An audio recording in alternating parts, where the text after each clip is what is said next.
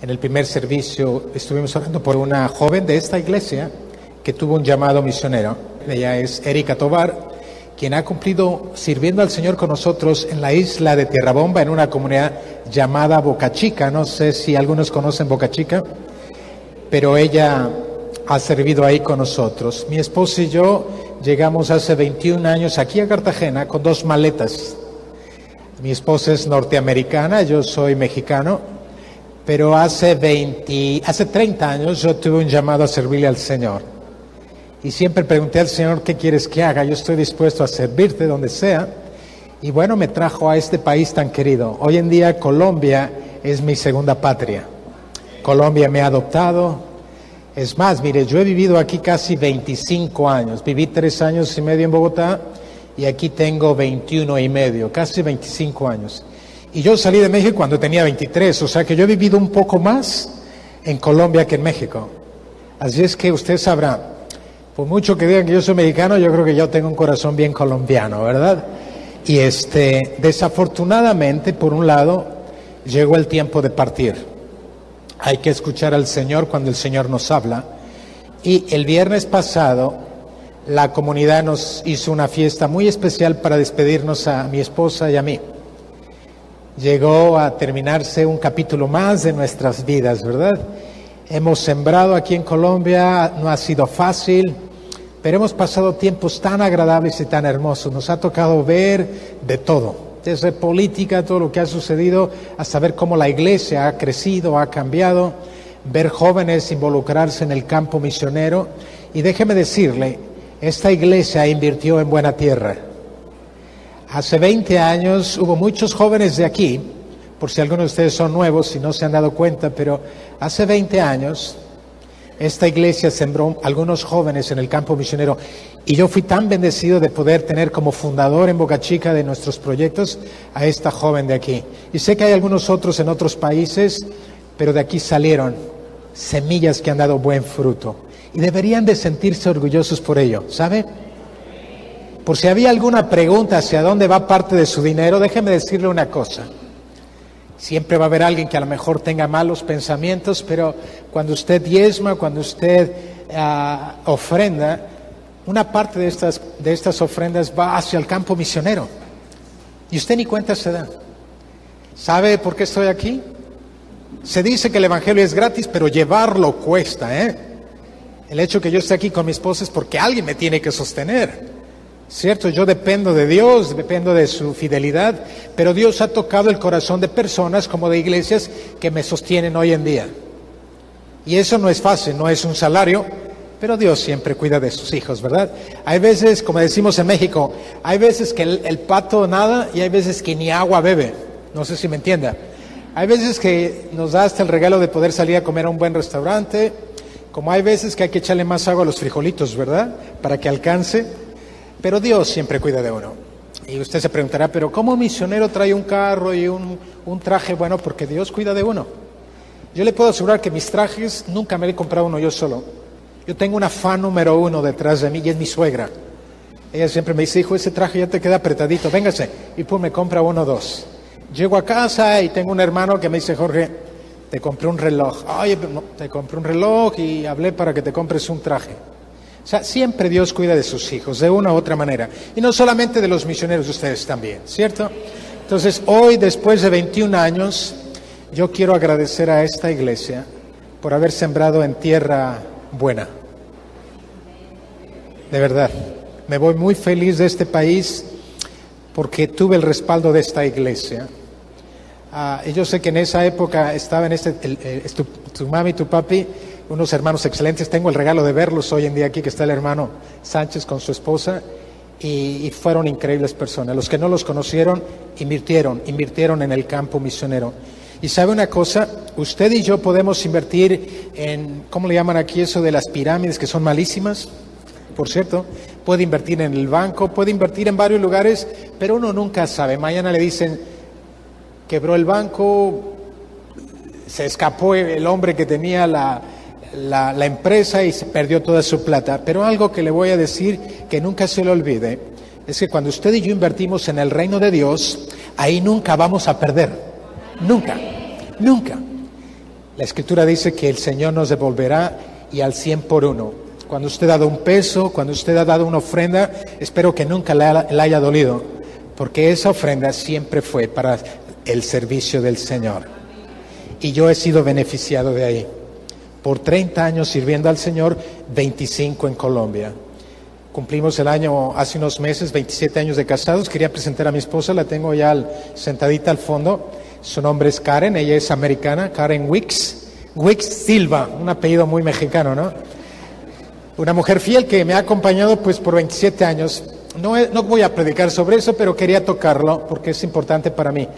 Pero yo me fui de misionero, saliendo de México, y la verdad nadie me ayudaba. Pero era un barco que, gracias a Dios, me dijeron: Jorge, si no tienes para pagar no hay ningún problema, porque en algunas organizaciones como la nuestra pagamos una mensualidad para servir a Dios, imagínense. Porque claro, la organización vive de lo que pagamos nosotros. ¿Y de dónde lo pagamos? Del apoyo de gente como usted. Gente que cree en nosotros, ¿verdad? Y entonces yo me fui en un barco y pues dijeron: si no tienes para pagar no hay problema. Era un barco misionero hospital. Viajábamos por todo el mundo predicando el evangelio y ayudando, haciendo cirugías en esa época $20,000 las hacíamos gratis. Éramos 500 misioneros de 44 nacionalidades. Y en ese barco me encontré a la mujer de mis sueños. Apenas la vi, yo dije: esa va a ser mi mujer, ¿verdad? Y bueno, nos fuimos. Es una historia bien romántica, me estoy saliendo un poquito del tema, espero que no haya problema, ¿no? Después regreso a lo que vamos a predicar.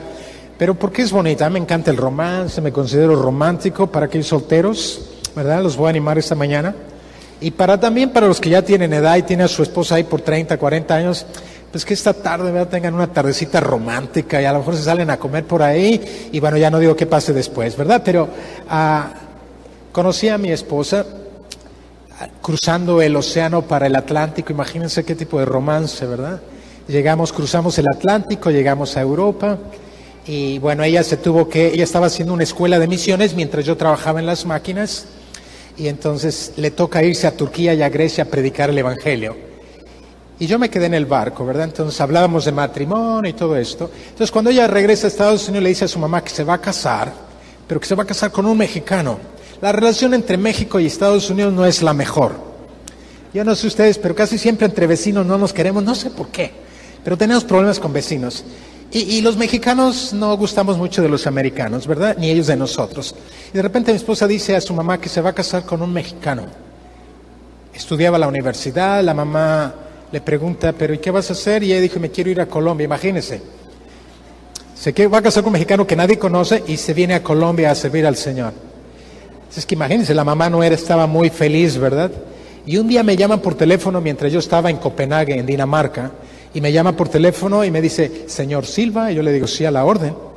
Y me dice: solo quiero decirle que mi hija tiene que estudiar y mi hija tiene que regresar. Y bueno, me aventó su rollo, ¿verdad? Pero cuando uno está enamorado, la verdad, ni le puse atención, ¿verdad? Total que mi esposo, yo le dije: no se preocupe, si es de Dios, así yo me vaya a Chile y ella se vaya a Alaska, esto va a funcionar. Y si no, bueno, no se preocupe, está en manos de Dios. Creo que nos entendemos, señor Silva. Y entonces cortamos el teléfono. Mi esposa después se fue a Estados Unidos y me acuerdo que yo estaba viviendo en Europa en esa época, viajé a Estados Unidos y mi suegra me hace esta pregunta y me dice: hijo, bueno, después me aceptó, no me metí en esa parte, pero finalmente aceptó, ¿verdad?, que me casara. Y me dice: hijo, solo tengo una preguntita. Y yo le dije: claro, yo sé que tú eres misionero, ¿y cómo viven los misioneros? Y yo dije: pues por donativos y ofrendas. Y me dijo: ¿te molestaría si te pregunto cuánto tienes? Tú sabes, mi hija le gusta comer y bueno, ella le gusta vestir. Y pues me imagino que cualquier madre hubiera hecho esa pregunta, ¿verdad? Y entonces yo, como buen mexicanote, ¿no?, y además como un buen cristiano, le dije: mire, le tengo 2 respuestas. La primera: llevo sirviéndole al Señor 3 años y no me ha faltado nada. Zapatos con huecos, pero tengo mis zapatitos, ¿verdad? Pantalones de una medida más grande, pero le aprieto al cinturón. Le dije: pero no sé si le gusta esa respuesta. Me dijo: ¿por qué no me das la segunda? Y yo dije: bueno, la segunda es que le pida a Dios y le ore a Dios, porque Dios me dio manos y me gusta trabajar. Y mientras yo esté sano si el día de mañana no recibo plata, no me ayuda la iglesia, no tengo apoyo de mi familia, yo me pongo a lavar baños, a limpiar platos en un restaurante, pero a su hija nunca le va a hacer falta ni frijoles ni tortillas sobre la mesa. Me dijo, ¿pero cuánto tienes de apoyo? Y en esa época yo tenía $25. Ella dijo, mijo, eso no va a alcanzar. Le dije, confía en el Señor. Y nos vinimos a Sudamérica con $25, pero con sueños de poder servir a Dios. Y hemos invertido 25 años aquí. Dios nos ha bendecido de gran manera. Y bueno, solamente quería dar la introducción. Esa es mi esposa, creyó en mí.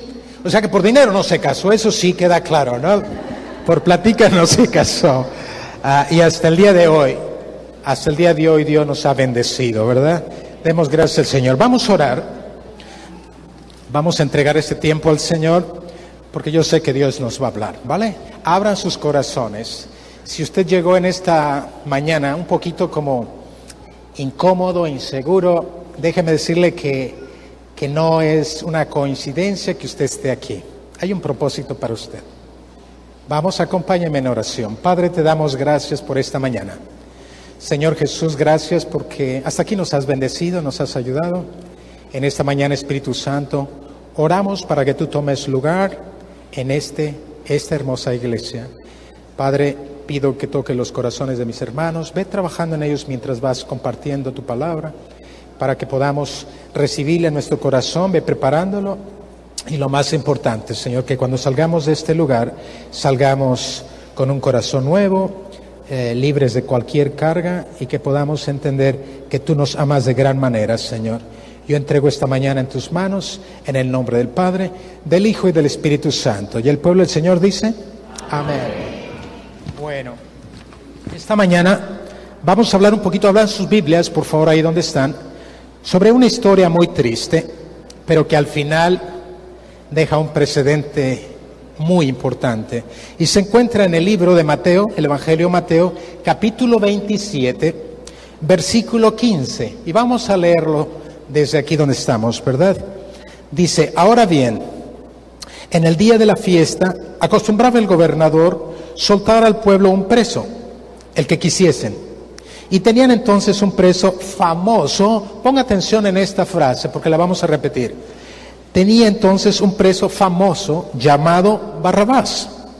Reunidos, pues, ellos les dijo Pilato, ¿a quién queréis que soltemos?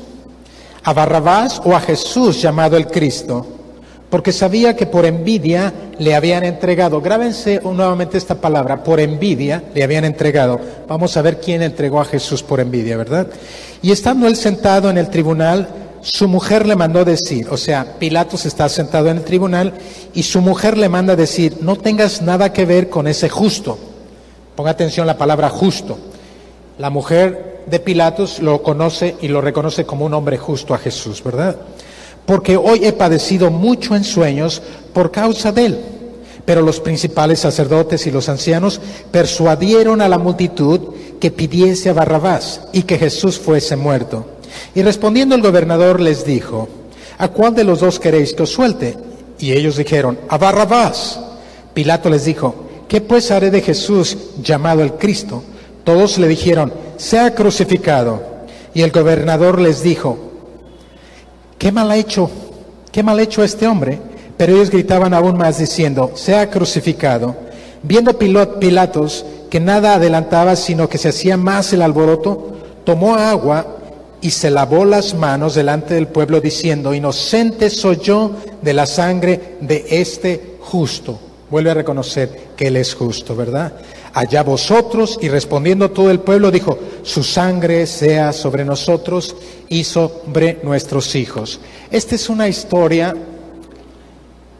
tan difícil de entender. Cada vez que la leo, se me hace como la historia más triste y la más injusta bíblicamente hablando. ¿Y por qué no hasta de la historia?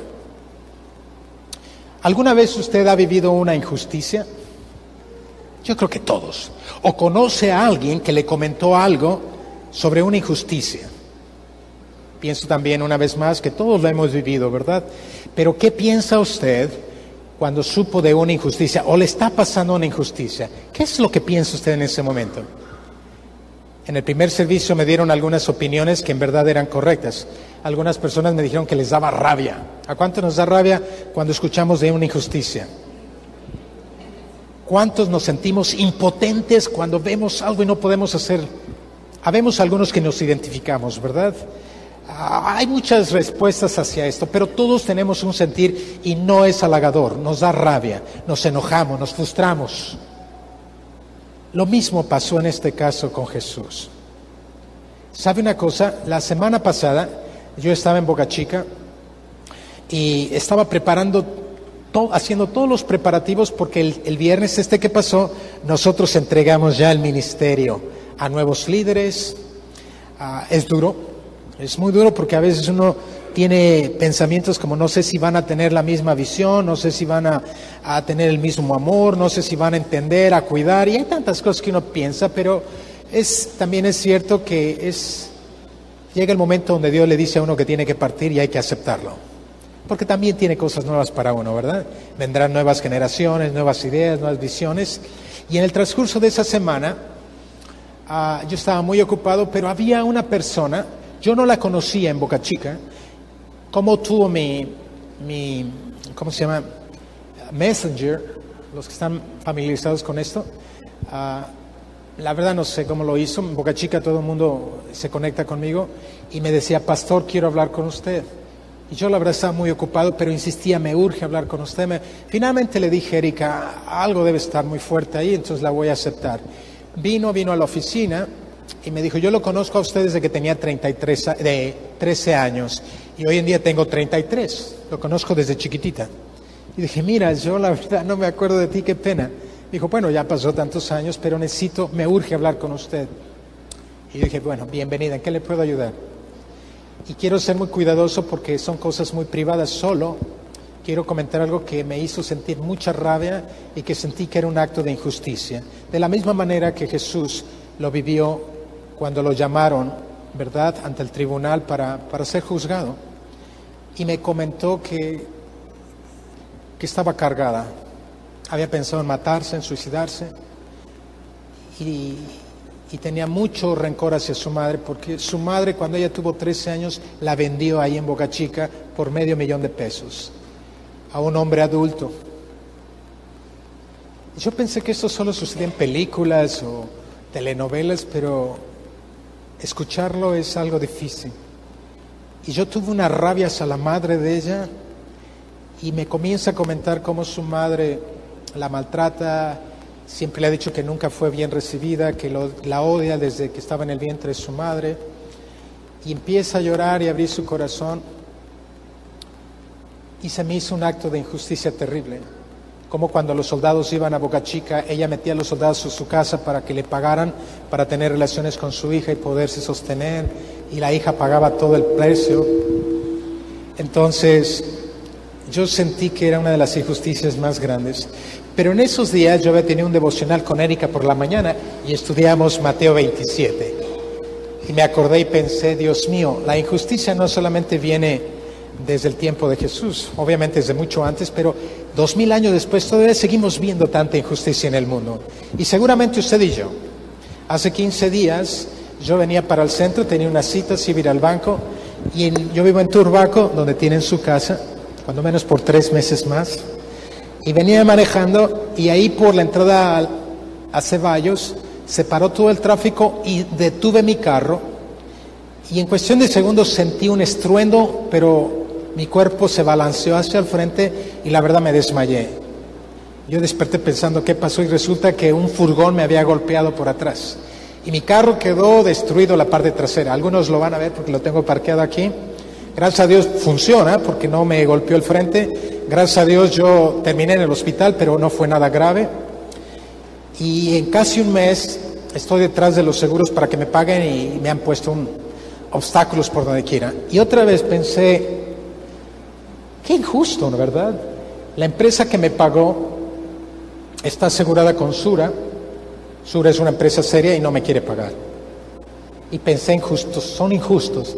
Pero después leyendo el devocional, me doy cuenta que nuestra injusticia, la injusticia que estoy viviendo, no es nada comparable a la que vivió Jesús, ¿verdad? Entonces vamos a meternos un poquito más adentro, ¿verdad?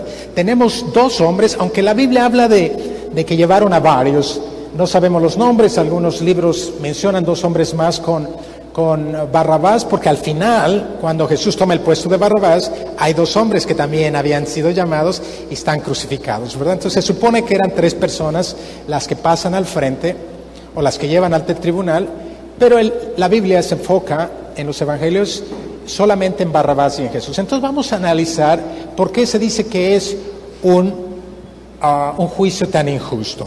Porque obviamente sabemos quién es Jesús, ¿verdad? Entonces vamos a ver quién es Jesús, un poquito, ¿verdad? La Biblia nos habla que Jesús representa la liberación a través del amor. Ponga atención. Jesús representa la justicia misma y el sacrificio. Todo lo que representa Jesús. Jesús representa amor, Jesús representa piedad, misericordia. Si usted analiza todo el libro de Mateo, tengo algunos versículos que quiero compartir. Mire todo lo que venía haciendo Jesús. La Biblia dice que Jesús en el capítulo 8, en Mateo 8, sana a un leproso. Es su primer milagro que él hace dentro del Evangelio de Mateo. Sana a un leproso. Pero después en Mateo 8:5 dice que sana al siervo de un centurión. Pero inmediatamente después, 8:14, dice que sana a la suegra de Pedro. Me paré un poquito porque dije, tremendo, ¿no? O sea, eso muestra una vez más que hay gente que se llama a sus suegras, ¿cierto? Tanto que él pidió que la sanara, si no, imagínense, ni le pide el favor. Pero él amablemente le dice que su suegra está enferma, él va y sana a su suegra. Después Mateo 18 dice que mucha gente quería seguir a Jesús por todos los milagros que hacía. Y después Mateo 8:23 dice que Jesús calma la tempestad. O sea, y puedo seguir y seguir y seguir, pero mire, vea todos los milagros que viene haciendo Jesús. Sanos, Jesús daba de comer, Jesús calmaba las tempestades, Jesús liberaba a los endemoniados, Jesús sanaba a los cojos, le daba vista a los ciegos.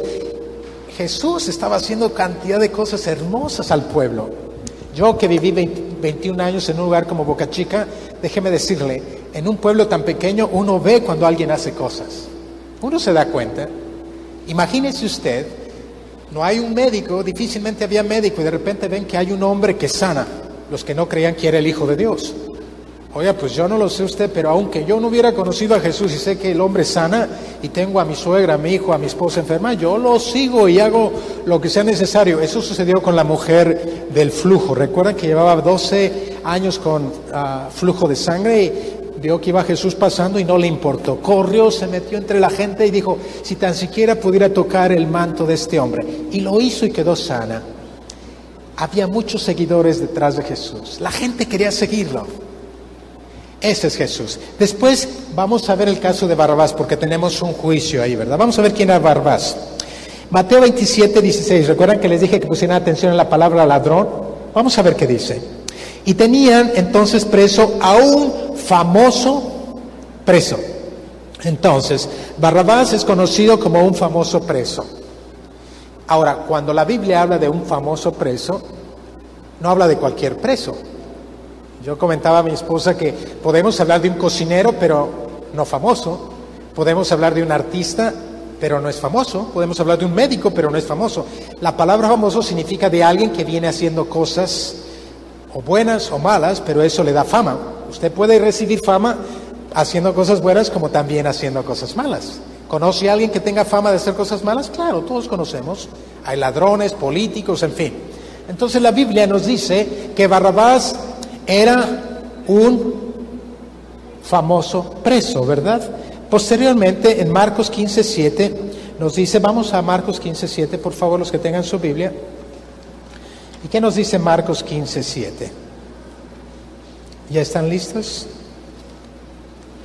Dice, desde el 6, ahora bien, en el día de la fiesta, les soltaban un preso, cualquiera que pidiesen. Y el 7, había uno que se llamaba Barrabás, preso con sus compañeros de motín, obviamente muestra que era un grupo, que habían cometido homicidio en una revuelta. Entonces, si cometió homicidio, ¿qué le está diciendo esto? ¿Cuál es su pasado? Era un asesino. Entonces vamos analizando que Barrabás era un preso que tenía fama, o sea, ya había estado preso en algunas ocasiones, fama porque hacía cosas que no agradaban, incluyendo, todo el mundo sabía que era un homicida, ¿verdad? Bueno, y cuando habla de motín se refiere a revueltas. En algunos libros de estudio se dice o se cree que era como un subversivo.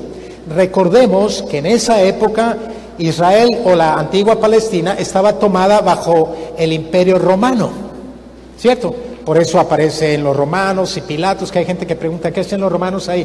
No, los romanos habían conquistado toda Europa, norte de África y parte del Medio Oriente. Y todos sabrán que Israel está en una zona del Medio Oriente. Entonces conquistaron Israel y obviamente los judíos no estaban felices con tener un rey romano.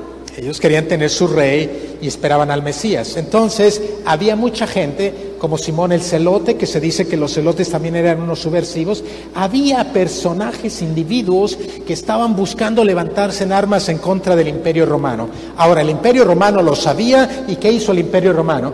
Dijo, vamos a crucificar a esos revoltosos para dar un mensaje a todos aquellos que se quieren levantar en contra del pueblo romano. Y por eso vienen las crucifixiones.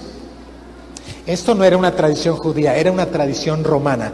Y era una manera de mostrarle a la gente, darles un mensaje de que todo aquel que se levante en armas, esto es lo que le va a pasar. Pero entonces, la Biblia dice que era un homicida también. Después nos vamos a Juan 18:40, vamos a Juan 18:40. Y dice lo siguiente, entonces todos dieron voces de nuevo diciendo, no a este, sino a Barrabás. Se refieren que le decían a Pilatos, no sueltes a este, suéltate a Barrabás. Y dice la Escritura que Barrabás era un ¿qué? Un ladrón. Entonces en Mateo nos dice que era un preso famoso, en Marcos nos dice que era un homicida y en Juan nos dice que era un ladrón. Entonces parece que no era un agente de confiar, ¿verdad? Parece que Barrabás era una fichita. Entonces aquí viene la pregunta. Cuando usted cree que Barrabás, o sabemos que Barrabás estaba preso, ¿qué usted cree que Barrabás estaba pensando cuando sabía que un día antes de la Pascua, que ellos soltaban el día de la Pascua, ustedes saben la fiesta de la Pascua, cuando se recordaba cuando el pueblo de Israel salió de Egipto? Entonces, en el día de Pascua, ellos, los romanos, soltaban un preso. Los presos lo sabían. Siempre cualquier preso tenía la sensación, la inquietud de que a lo mejor en ese día lo soltaban preso. Pero en este caso, Barrabás, ¿usted cree que él pensaba que iba a ser absuelto al día siguiente? Pensemos por un segundo. Él sabía que era homicida, él sabía que era un ladrón. Es más, todo el mundo lo sabía en la cárcel. Barrabás no tenía ni idea de lo que iba a pasar al día siguiente. Lo más seguro es que él ya se estaba preparando, seguramente pensando cómo lo van a azotar. Recuerden que los azotaban con 39 azotes antes de llevarlos a la crucifixión. Entonces, él perfectamente sabía lo que le iban a hacer. Y lo más interesante de todo, él sabía que se lo merecía. ¿Alguna vez usted ha cometido actos de pecado que no agradan a Dios y usted sabe que las consecuencias usted se las merece? Le voy a contar una historia. Cuando yo era pequeño, una vez Erika me dijo en la misión que yo era muy precoz desde chiquito. Se refería a que era muy activo, yo era de ideas y yo era muy soñador, ¿verdad? Entonces, estábamos de vacaciones, tendría como 8 años, mi padre trabajaba en el ferrocarril, yo vivía a una cuadra de la estación del ferrocarril, conocía los horarios de los trenes a la perfección, conocía los precios, toda mi familia trabajaba ahí por parte de papá y mamá. Y un día me organizo a 4 chicos del barrio y les digo, vámonos de aventura. Vamos y tomamos el tren de las 8 de la mañana y a 2 horas de aquí hay unos manantiales de agua calientita, nos vamos, nos bañamos y a las 12 pasa el tren número 29, me acuerdo del número, nos subimos y estamos aquí a las 2 de la tarde. Y bueno, parece que desde pequeño tenía un cierto don de animar, de motivar, de influenciar en los pelados, qué sé yo, pelados es una frase de Boca Chica, ¿eh? Y entonces el tren estaba por salir, pitó, organicé a 4 de los chicos y nos subimos corriendo al tren. Pero como ya iba avanzando el tren, yo vi que todos subieron, era un mixto, llevaba tren de carga y tren de pasajeros, solo era un carro de pasajeros. Y entonces Un chico antes de salir ya estaba pitando el tren, me dijo: Jorge, yo no voy. Le dije: ¿qué pasó? ¿Tú estás en el grupo? Me dijo: no, tengo miedo, mejor te regalo 5 pesos. Y me regaló 5 pesos. Y bueno, los otros yo le dije: suban al tren. Corrieron, subieron al tren y yo los vi. Subo de carrera al tren y me siento, ¿verdad? Y el que cobra, llegó el conductor, estaba cobrando y era un familiar de mi familia. Y me dice: hola, Coque, me decían Coque. Mis amigos me decían el Choco, Chocolate, porque era el más negrito del barrio. Pero mi familia me decía Coque o Prieto, porque recuerden, era el más oscuro de mi casa. Entonces era un familiar de mi mamá y me dice: Coque, ¿qué estás haciendo? Claro, yo lo veo normal, pero él no es normal ver que un pelado de 8 años agarra el tren, ¿verdad? Y me dice: ¿a dónde vas? Dije: no, yo voy aquí a Coro, pero Coro queda 2 horas. Bueno, nomás voy y me baño en el manantial y me regreso. ¿Y tu papá y tu mamá lo saben? Y yo dije: sí, me eché mi mentirota, ¿verdad? Sí, seguro. ¿Cuánto va a ser? Me dijo: no te va a cobrar nada, vete. Entonces seguí, pero no veo a mis amigos, no los veo. Y 2 horas de camino en tren, déjame decirte, son 2 horas, a los 8 años, ¿verdad? Entonces me bajo, llegamos a Coro, siempre el conductor: Coro, entonces todo el mundo se baja. Era un lago hermoso y al lado del lago había 2 manantiales y ahí la gente se ponía a lavar. Y yo los conocía porque siempre que viajaba en tren los veía y tenía el sueño de algún día ir a nadar ahí. Entonces me bajo, pero nunca vi a mis amigos en el carro del tren. Y yo pensé que pasaría con ellos. Entonces el tren pasa y veo a los 3 amigos del otro lado de la vía. Yo dije: ¿y ustedes? Bueno, como nos dijiste que corriéramos y ya era tarde y no traíamos plata, ¿cómo íbamos a pagar? Entonces ellos se subieron donde los trenes hacen conexión. En el ferrocarril se dice muelas y es uno de los lugares más peligrosos porque constantemente está jalando y a una velocidad de 65 kilómetros por hora. Niños de 8 años, o sea, pudiera uno zafarse y eso hubiera sido un accidente terrible. Pero uno peladito, ¿verdad? Oye, ¿aguantaste? Sí, tenía frío. Bueno, nos tirábamos a nadar y usted sabe, 8 años, éramos 4 jugando, saltando y bueno, de repente escucha el tren. Nos dejó el tren, se nos olvidó que el tren teníamos que tomarlo como media hora antes, teníamos que habernos secado. Pero alguna vez usted fue niño y digo, son historias que a todos nos pasan, ¿verdad? Pero digo, estamos hablando de 8 años, nos escapamos. Ya son las 12 del día, nos deja el tren y nosotros vimos cómo pasó el tren y estamos dentro del manantial. Entonces, claro, como los demás chicos no sabían que yo sí sabía los horarios, me dijeron: Choco, ¿a qué horas pasa el próximo tren? Y yo no los quería asustar, el próximo tren pasaba a las 7 de la noche. Y yo dije: ese pasa ahorita, seguro. Sí, no se preocupen, vamos a seguir nadando. Y seguíamos nadando, ¿verdad? Por ahí como a las 3 me dicen: ya tenemos hambre. ¿Y ahora qué hacemos? Y había un pueblo como a unos 15 kilómetros y yo dije: vamos al siguiente pueblo a ver si hay algo de comer. Y me acuerdo que nos fuimos caminando, éramos 4 peladitos por la vía del tren y jugando y cantando, ¿verdad? Y como 1 hora después llegamos al siguiente pueblo. Era un pueblo que solamente tenía una estación de ferrocarril, era de pura piedra, una casita en la parte trasera que tenía un letrero que decía gaseosas a 1.25, todavía recuerdo. Y detrás de la casa existía el lago, era un lago enorme de agua salada. Entonces llegamos, nos acomodamos, yo traía 5 pesos, era todo lo que traía, pero yo pensando en mis amigos pensé: somos 4, de a 1.25 que cobra el tren también de regreso, pensé: tengo el pasaje para los 4, ¿verdad? Pero teníamos sed. Y vi que el precio era 1.25, entonces ¿qué hago? Compramos gaseosas y después no tengo para agarrar el tren. Y mire, desde los 8 años cómo me empecé a preocupar por la gente, ¿verdad? Total que era una sed terrible, no aguantábamos el hambre, la sed, y había unos nacimientos de agua, pero el agua era salada y caliente, entonces no podíamos disfrutarlos. Y yo le digo a un amigo: métete a la oficina y dile al telegrafista, estoy hablando en los años 74, dile al telegrafista que si nos regala agua, porque yo había pasado por ahí y vi que él tenía un jarrón de clay, ¿cómo se dice clay? De barro. En México se usa mucho el barro, hacen cazuelas, platos, y en esas ollas de barro metían el agua, porque cuando uno se sirve en un vaso de barro, sabe a tierrita, bien elegante. Entonces, aquí hacen eso aquí, no sé si lo hagan. Entonces, claro, cuando uno tiene sed, pues sueña en todo, en agua, ¿verdad? Y yo le dije a mi amigo: debe de tener el jarrón lleno de agua, ve y dile que si nos regala un vaso de agua. pero todos tenían temor porque eran pequeños y sabían que habían cometido un error, o sea, un pecado, ¿verdad? Habíamos mentido a los padres, nos habíamos escapado y nadie quería confrontar a un hombre.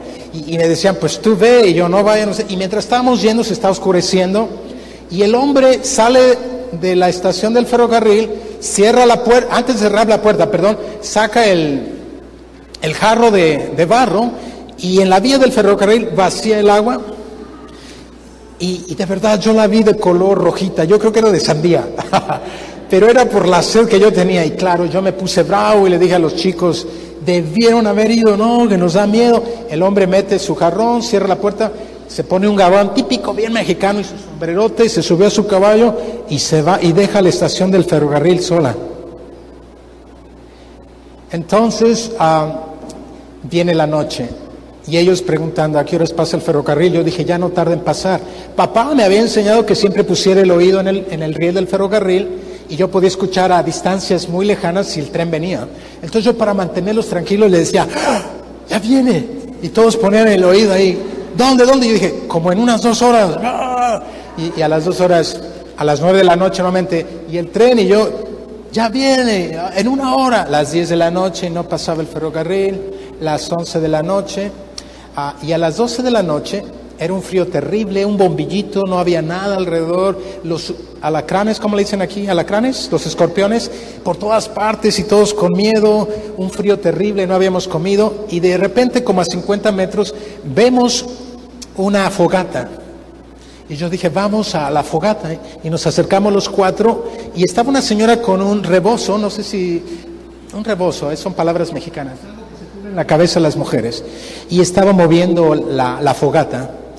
Y nos acercamos sin decir nada y empezamos también a echarle ahí leñita a la fogata y dice esta frase, lo que hicieron fue muy malo, sus familias están esperándolos y están muy asustados, no lo vuelvan a hacer. Y nosotros escuchando, ¿eh?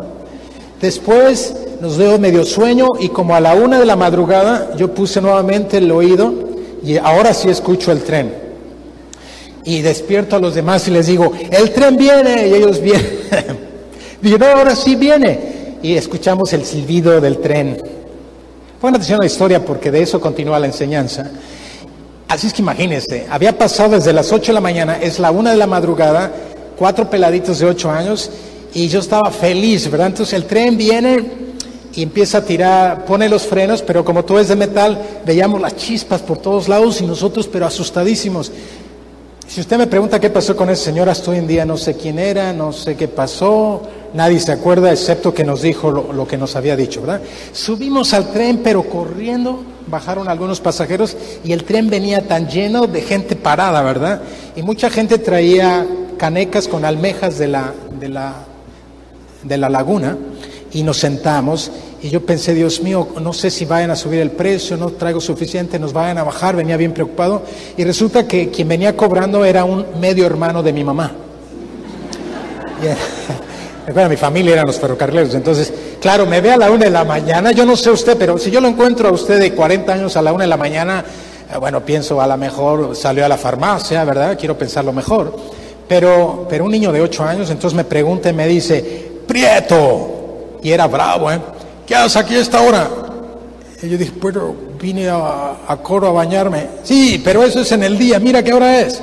Y me dijo, ven, y me llevó al cabús. El cabús es el tren donde vienen los trabajadores y tiene una cosita arriba, una cúpula muy bonita, y adentro parece como un tráiler donde usted cocina, acomoda, son para 4 camas, muy bonito. Me llevó y me dijo, mi hermana sabe que estás aquí. Dijo, te van a dar duro. Y yo dije, sí. Bueno, cuando uno está en esa edad, ya nada más con decirte que te van a dar duro, yo ya estaba pensando lo que no me imaginaba en otro día. Y entonces él con mucho amor me dice, mire, ponga atención porque de esto sigue cómo Dios reacciona.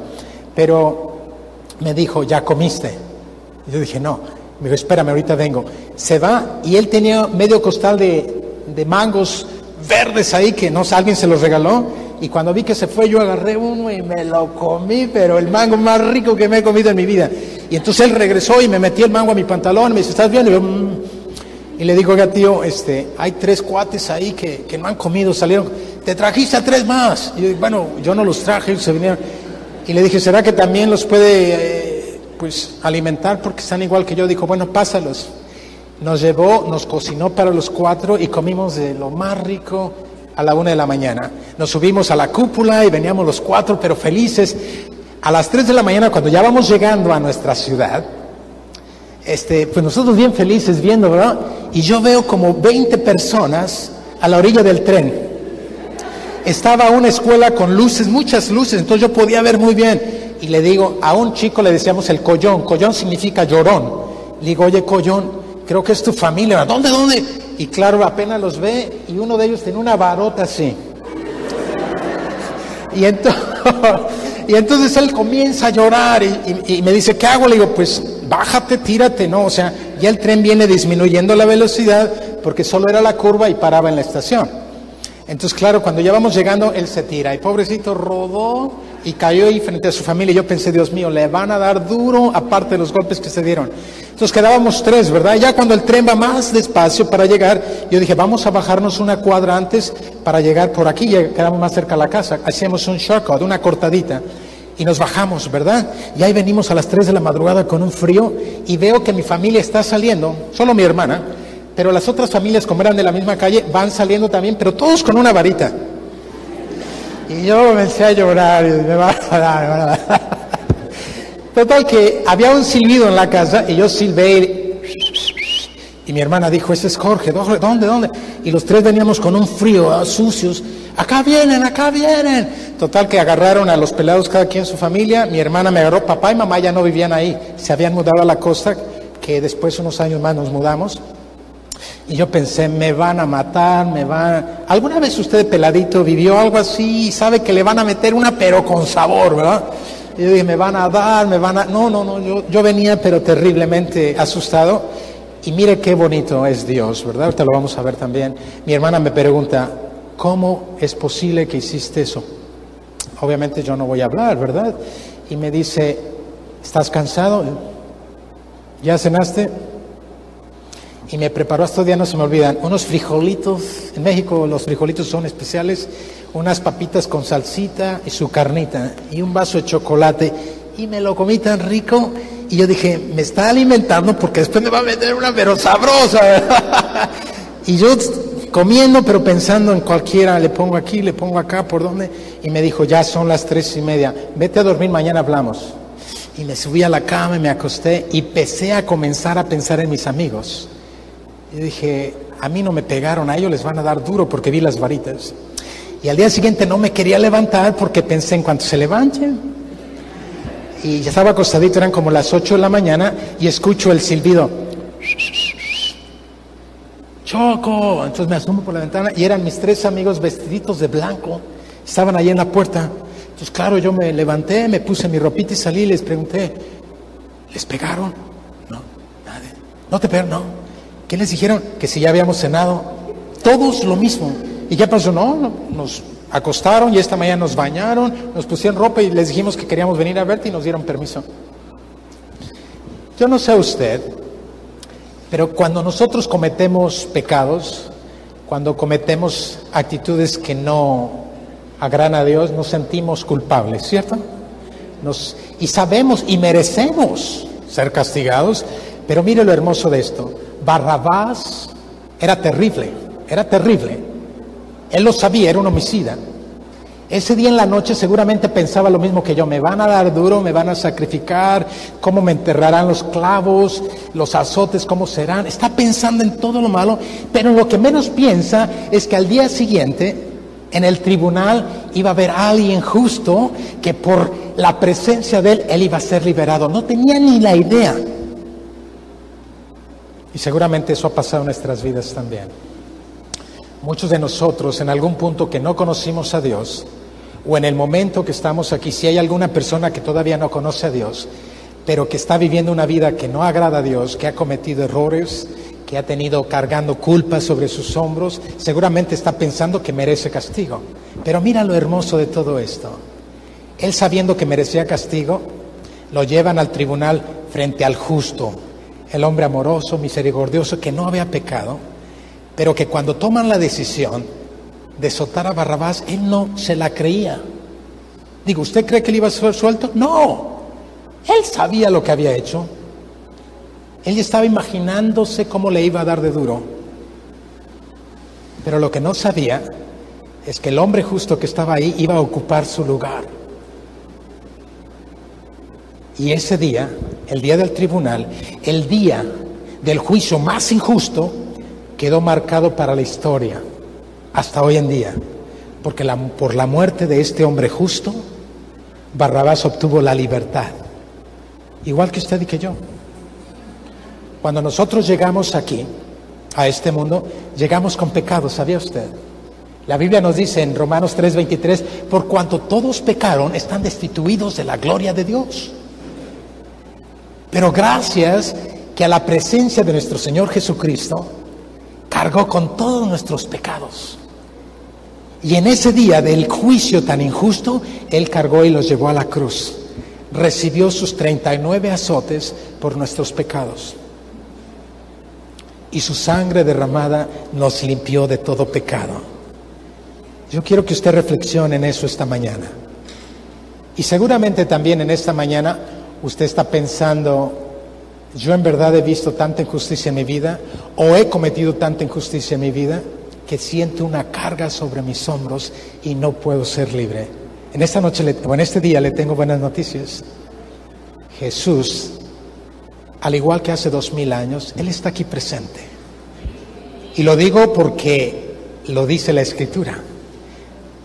Donde hay una o dos o tres personas congregadas, Él está ahí en medio de nosotros. Él está aquí. Y hace 2000 años, por el juicio al cual fue llevado, nos libertó a cada uno de nosotros. Este es un día como para agradecer también a Dios que a raíz de este juicio usted y yo fuimos libres. Pero también si en este lugar hay personas que no han sido libres, creo que este es el día. Este es el mismo día de juicio, pero no de un juicio para mal, no de un juicio para criticar, sino para saber que Jesús entregó su vida por usted y por mí. ¿Sabía usted que usted y yo somos Barrabás? Usted y yo somos Barrabás, porque hemos pecado de muchas maneras. Dijeron esta mañana algo que me encantó, que no había escuchado yo antes. Dijeron, a ver, ayúdenme, esta es la iglesia perfecta para gente imperfecta, ¿cierto? La verdad tiene mucho sentido. La iglesia es perfecta, pero nosotros no. Nosotros no. Día con día cometemos errores, algunos más que otros, pecados. Pero qué hermoso saber que tenemos a alguien que pagó por el precio. Alguien justo. Mire todo lo que venía haciendo Jesús. Es como cuando usted le da de comer al perro y después el perro le muerde la mano. O sea, no entiende cómo después de haberle dado de comer le hizo tan terrible acción. Cuando yo peco, en verdad es cuando me hace pensar, en verdad yo merezco ser castigado, como en aquella ocasión de la historia. Yo merecía que me hubieran dado una pero buena en la cola para haber aprendido a respetar a mis padres y haber anunciado y notificado y respetar, pero no lo hice. Yo sabía y mis amigos también, pero ¿cuál fue la actitud de la familia? La misma que Jesús tuvo. En lugar de juzgarnos y criticarnos, nos dijeron, ¿ya comieron? No, no hemos comido. Ese es el amor de Dios. Ese es el amor del Padre. Que aún nosotros siendo pecadores, Él murió por nosotros. La Escritura dice, venid a mí todos los que estéis cargados y cansados, que yo les haré más ligera su carga. Ya es tiempo de entregar, pero quiero pedirle en esta mañana que reflexionemos en esto. Yo estoy saliendo en 3 meses. Nuestro capítulo este capítulo de nuestra vida ha llegado a su fin. Me voy muy feliz de este lugar. Conocí gente maravillosa. Me llevo a Colombia en mi corazón. Estoy agradecido que la gente me recibió con mucho amor y por esa razón quiero orar por usted. Póngase de pie, por favor.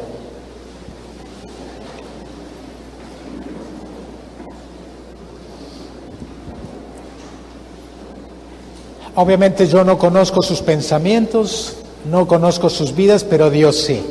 Por eso le voy a pedir un favor a usted. Antes de irme, yo quiero orar por usted. Si usted es una de las personas que en este tiempo de reflexión reconoció o reconoce que ha hecho cosas que no le han agradado al Señor, no es para juzgarle. Es para que usted sepa que en Cristo Jesús tenemos libertad y que tenemos vida. La Escritura dice que Satanás vino a robar, a matar, a robar y a destruir, pero Jesús vino a darnos vida y vida en abundancia, ¿verdad? Si es que esta mañana nuestra vida va a ser llena de abundancia, pero también nos va a dar libertad para aquellos que todavía no la tenemos. Así es que pase al frente, voy a orar por usted. Pase aquí al frente la persona que sienta que requiere de oración. Yo quiero orar por usted. Y que esta mañana usted pueda entregar a Dios todas sus cargas. Que esta mañana usted pueda decir: Señor, tengo cargas que no sé cómo manejarlas, pero sé que tú me las harás más ligeras. Sé que he cometido pecado delante de tu presencia, Señor. Sé que no te agrada, pero sé que me amas. Y sé que aquel día tú no juzgaste a Barrabás. En ningún momento quedaste callado y solamente sabías a lo que habías venido. Sabías que en el momento que te llevarían a la cruz, tú estarías lavando los pecados de cada uno de nosotros, incluyendo los de Barrabás, si él se arrepintió en ese día o te reconoció como su Señor. Levantemos nuestras manos, vamos a dar gracias al Señor en esta mañana. Señor Jesús, te damos gracias, Padre, por esta mañana. Dios, gracias por un mensaje pequeño, Señor, pero claro. Gracias porque aquel día, Señor, en el tribunal, tú no te justificaste, tú no te defendiste, Señor. Que por envidia de los sacerdotes, los líderes de los judíos, Señor, influenciaron en la gente para que te escogiera para ser crucificado. Sin embargo, Señor, ya estaba destinado esto para ti, porque a raíz de tu sacrificio, Señor, cada uno de nosotros, incluyendo a Barrabás una vez más, si él reconoció este día que tú eras justo y santo, Señor.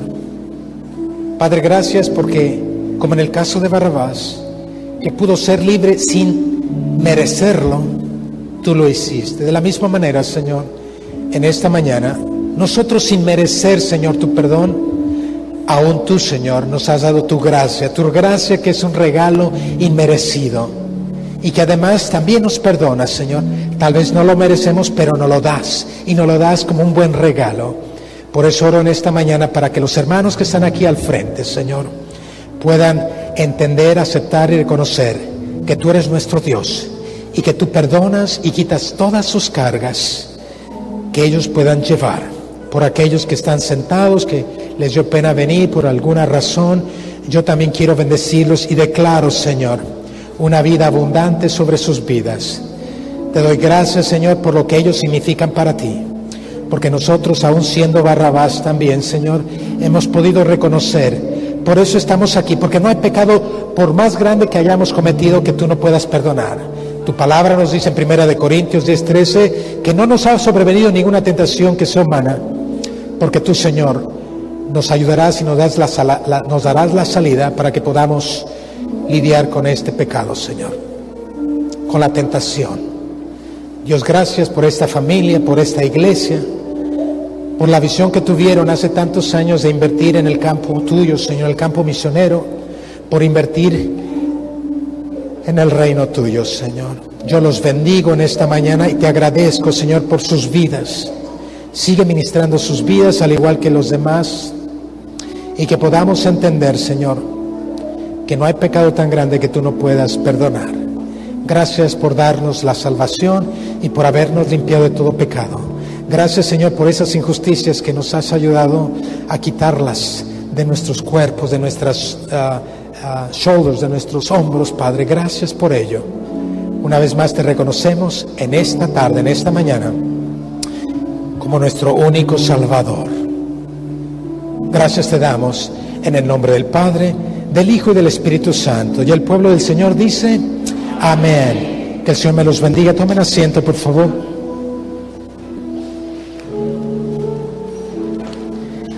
Muchas gracias una vez más por la invitación. Que el Señor me lo siga bendiciendo. Amén. Gracias.